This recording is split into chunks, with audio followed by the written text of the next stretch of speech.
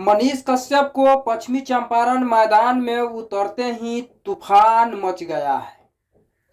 संजय जायसवाल जी BJP के तरफ से वहां से टक्कर कर रहे हैं मनीष कश्यप को।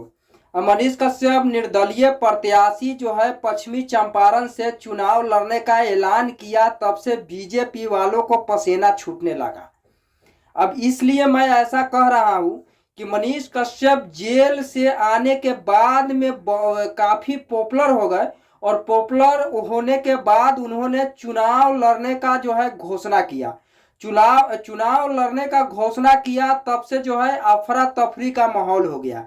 बीजेपी में चर्चा चल रहा था, बीजेपी से टिकट मिलने के लिए वहां पे नाम जो है रजिस्टर्ड हो चुका था, रजिस्टर में नाम एंट्री हो चुका था कि मनीष कश्यप को भी टिकट मिलेगा।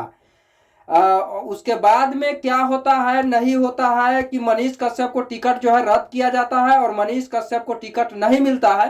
तो मनीष कश्यप चुनावी मैदान में जो है निर्दलीय प्रत्याशी के रूप में पश्चिमी चंपारण से जो है निर्दलीय चुनाव लड़ने का घोषणा करते हैं। और जब चुनाव लड़ने का घोषणा करते हैं तो बीजेपी वालों को माहौल जो है काफी खराब हो जाता है।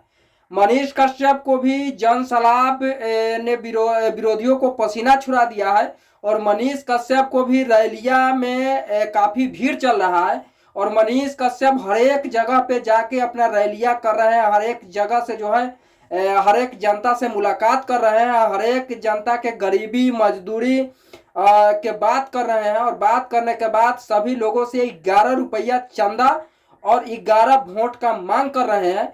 अब इस मांग के लेकर देखा जाएगा आगे की मनीष कश्यप को कितना समर्थन मिल रहा है। लेकिन अभी के समर्थन के हिसाब के अनुसार जो है मनीष कश्यप को मुझे 80 से 85% चांस लग रहा है कि चुनाव से पहले वो जो है चुनाव जीत चुके हैं, वोट से पहले चुनाव जीत चुके हैं, इस तरीके से मुझे लग रहा है।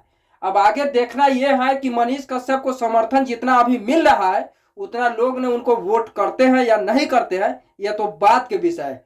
बाकी आप लोगों को क्या राय है कमेंट करके जरूर बताएं। जय हिंद, जय भारत।